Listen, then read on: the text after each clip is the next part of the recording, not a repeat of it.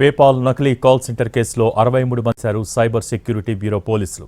ఈశాన్య రాష్ట్రాలకు చెందిన 50 మందితో పాటు 11 మంది హైదరాబాదీలను అరెస్ట్ చేశారు. ఈ 63 మందిని కోర్టులో హాజరుపరిచి రిమాండ్కు తరలించారు. ఇంగ్లీష్ భాషపై పట్టు ఉన్నందునే వారికి కాల్ సెంటర్లో ఉద్యోగం వచ్చినట్టు గుర్తించారు. జాదు రూపేష్తో కలిసి కాల్ సెంటర్ ఏర్పాటు చేసింది మనస్విని. డబ్బుల కోసం కాల్ సెంటర్లో అమ్మాయిలతో వ్యవహారం నడిపిస్తోంది. అమెరికా ప్రజలకు పేపాల్ పేరుతో నకిలీ ఈమెయిల్స్ పంపుతున్నారు. ఈమెయిల్స్కు రెస్పాండ్ అయిన అమెరికన్ల నుంచి డబ్బులు వసూలు చేస్తున్నారు. 100 కోట్ల రూపాయలు వసూలు చేసినట్టు పోలీసులు గుర్తించారు. కొట్టేసిన డబ్బులన్నీ క్రిప్టో కరెన్సీలో మార్చింది ముఠా. నకిలీ కాల్ సెంటర్లో పనిచేస్తున్న ఉద్యోగుల్ని నిర్బంధంలో పెట్టింది మనస్విని. ప్రైవేట్ హాస్టల్లో ఉద్యోగులను పెట్టి ప్రతిరోజు రాత్రి కాల్ సెంటర్కు తరలించేది. 8 గంటల పాటు బలవంతంగా పనిచేయించి తిరిగి హాస్టల్కు పంపించేది మనస్విని.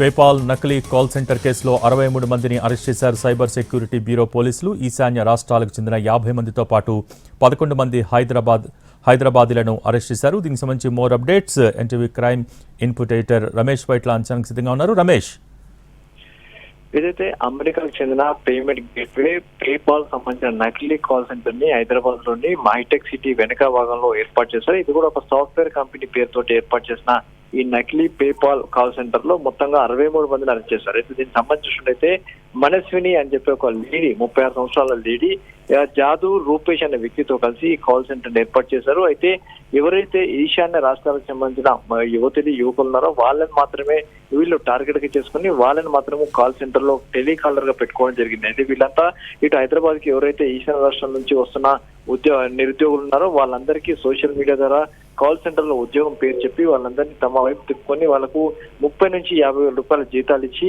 ఆ మేరకు కాల్ సెంటర్ లో ఉద్యోగాలు ఇవ్వడం జరిగింది. అయితే ఈ కాల్ సెంటర్ ఉద్యోగంలో కేవలం రాత్రి 8 గంటల నుంచి ఉదయం 8 గంటల వరకే ఉద్యోగం చేయించేవారు. అయితే వీళ్ళందరూ కూడా నిర్బంధం, అంటే పీజీ హాస్టల్లో వీళ్ళు నిర్బంధించి రాత్రి 8 గంటలకు తీసుకొని వచ్చి ఆ తర్వాత ఉద్యోగం చేసిన తర్వాత తీసుకొని వెళ్ళి పీజీ హాస్టల్లో పెట్టేవాళ్ళు. అయితే మొత్తంగా నిర్బంధంగా పెట్టివేసి వీళ్ళు చిత్త బలవంతంగా నకిలీ పేపాల్ కాల్ సెంటర్ పేరుతోటి వీళ్ళు పెద్ద మొత్తంలో అటు అమెరికన్ ప్రజల్ని మోసం చేసినట్టుగా ఇప్పుడు బయటపడింది. అయితే అమెరికా సంబంధించిన ప్రజలకు మీరు పెద్ద ఒక వస్తువు కొన్నారు, దీనికి సంబంధించి డబ్బులు చెల్లించాల్సి ఉంది, మీరు చెల్లించకపోతే మీకు జైలు శిక్ష భయపెట్టించి ఆ మేరకు అమెరికన్ల దగ్గర నుంచి పెద్ద మొత్తంలో డబ్బులు వసూలు చేసి ఇప్పటివరకు 100 కోట్ల రూపాయలు వసూలు చేసినట్టుగా అధికారులు అయితే ఇప్పటికీ చెప్తున్నారు. ఎందుకంటే ఈ అమెరికన్లు భయపడిపోయి చాలా వరకు కూడా ఈ సైబర్ ఏదైతే కాల్ సెంటర్ నుంచి వెళ్తే నకిలీ పేపాల్ సంబంధించిన కాల్ సెంటర్ కాల్ వెళ్తే వెంటనే భయపడిపోయి డబ్బులు చెల్లిస్తున్నారు.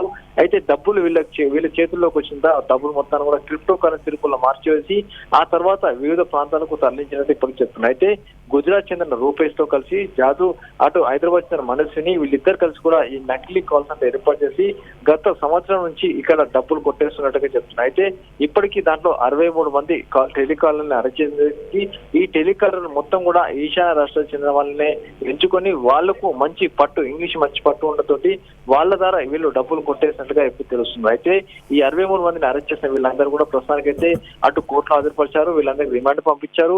14 రోజుల పాటు రిమాండ్ కు తరలించడం జరిగింది. దీంట్లో మనస్విని అత్యంత కీలకమని చెప్తున్నారు. గుజరాత్ చెందిన రూపేష్ ఇంకా పరారులో ఉన్నారు. అతని కోసం కూడా గాలిస్తున్నట్లు అధికారులు వెల్లడిస్తున్నారు. Thank you Ramesh.